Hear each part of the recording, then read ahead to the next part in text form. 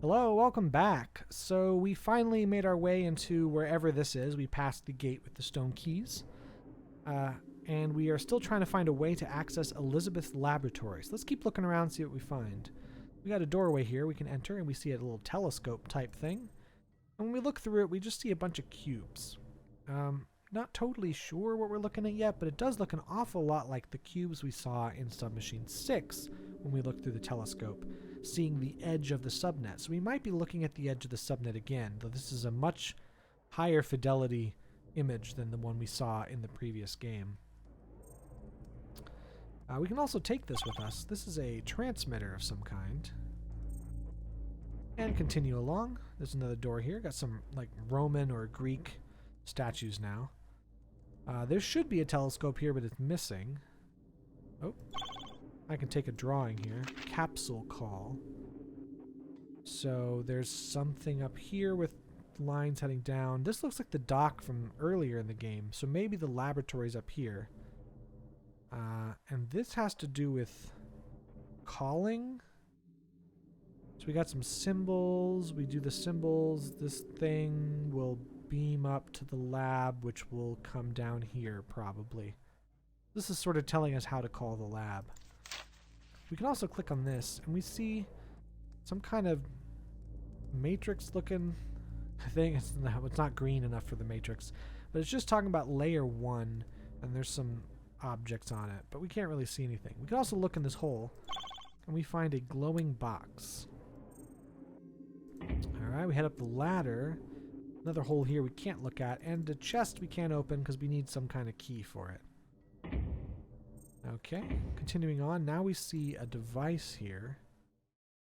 We can press these buttons and change the symbols, but there's no obvious thing we're doing with them. But hey, we've seen this symbol before. And this one. These are the symbols we found in the gardens. So we must be picking symbols here for something. Not sure what.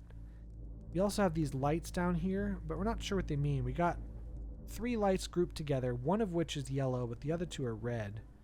And then a red light here. And this is some kind of dial, but it doesn't do anything yet. Perhaps we have to set these to the appropriate symbols, and then we have to somehow get all these lights to be, I would assume, yellow rather than red. Okay. Let's head in here. We have another one of these telescopes. And this time, it's looking at a grid again, but it's got some kind of visual distortion on it. And when we look at this, it says layer 1, 3, and 4. It's got a bunch of stuff here. And we actually see 3 panels this time. So it's like maybe this telescope has 3 separate lenses in it, which when we look at the edge of the subnet, we see some different stuff. And another note. If subnet is universe, then the loops are black holes. Okay. Nothing else there. The 4th dynasty, at the peak of its cultural and technological development, was able to create first man-made submachine structure. That was around the beginning of the 20th century, and is now considered the birth date of the Outer Rim. Those first structures were merely flawed copies of the original structures, but in time they grew into something completely autonomous. Attempts to chart new territories failed miserably, leaving the vast submachine wilderness to its own. Alright, so this tells us a bit. The 4th dynasty is the same thing that built, the same culture that built this, the South Garden and the Winter Palace. Or at least they commissioned it from Henry O'Toole, so it's that period. And it was an attempt to mimic the structure of the submachine. And I guess the way they were able to mimic it is they also developed a submachine structure. So I guess there were already in existence submachines or subnets. And so the 4th dynasty created their own, beginning of the 20th century, so the 1900s. And it's the birthday of the Outer Rim, which I guess is where we'd been hanging out for the previous 6 games. And somehow they grew into something autonomous. So now the submachine is in its own way alive, which explains its hostility to the human invasion, why so many people, so many different teams kept going missing or dying. The security systems in the previous game that apparently locked people up and killed them, is that the submachine is alive. So I don't know why Murtaugh is messing with it so much. But we definitely need to get the heck out of here somehow. So this one should probably hold the telescope, but it's busted. Behind it, however, we can find another token. That's 3. Pretty sure I should have 4 at this point. So we're going to go back and we're going to find the other ones in just a minute. Again, they are pretty hard to find in normal circumstances. I think I remember where the one I missed is. I just blew past that screen without thinking. Lots of documents on the floor. We can only pick up the one with writing on it. Once the great scheme of things was clearly visible through the layers of 7 main dimensions. Right now, due to corrosion, collapse, and spontaneous growth of the outer rim, the plan is almost unrecognizable. We humans deserted the outer rim, and the outer rim responded with deserting us. Nothing but decay ensues. The plan is lost. Okay, so apparently the submachine had a purpose, and there were layers of dimensions going on, but it's autonomous, so spontaneous growth. It's growing on its own, and humans deserted it, no longer maintaining it, so now it's decayed and very hostile to human life. If we head up here, we find some more drawings. All 3 of these are just architectural sketches. They're pretty neat. And up here, another karma portal. And we see over here a solenoid, and if we move this way, another great tree. Or perhaps this is the same tree we saw earlier, we were just on this side, and for some reason we can't just crawl over the roots between the two. And another one of these symbols. Alright. There's still more we can do here. We can head through this door. There's another drawing. This says symbol combination. And it's got some kind of sketch here with some numbers. And L signed this. So this is some kind of hint. We'll come back to that later. And up here we have some kind of device. Looks really similar to... where is it? This one here. Looks really similar to this. Perhaps this is the thing that transmits to the laboratory. So maybe we can put a transmitter in that.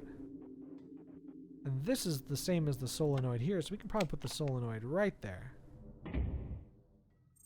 We still need one more solenoid, it would appear. Oh yeah, going over here is a separate place than this door. And we can take this key, just sitting there. This might open the chest that's upstairs we saw earlier. And if we look at this again, we now see more lights have turned yellow. So these must correspond to the solenoids, because we have, now there are 2 solenoids, and there's one more slot. And this probably corresponds to the transmitter we put in there. Of course, we still don't have enough to power this machine, and these symbols are probably all incorrect. So the staircase was here, and this was the chest. And inside we find our 3rd solenoid, which we can just stick on there right now, get it out of the way. And that should light up everything on this board. Exactly. So now we just got to figure out what symbols to use. And for that, we have been given... where is it? It's in the pictures. Yeah, the symbol combination. So there are 5 numbers here, and there are 5 symbols there. That must mean something. Additionally, this looks suspiciously like the map we saw of the gardens. If we head back to the gardens, bit of a trek.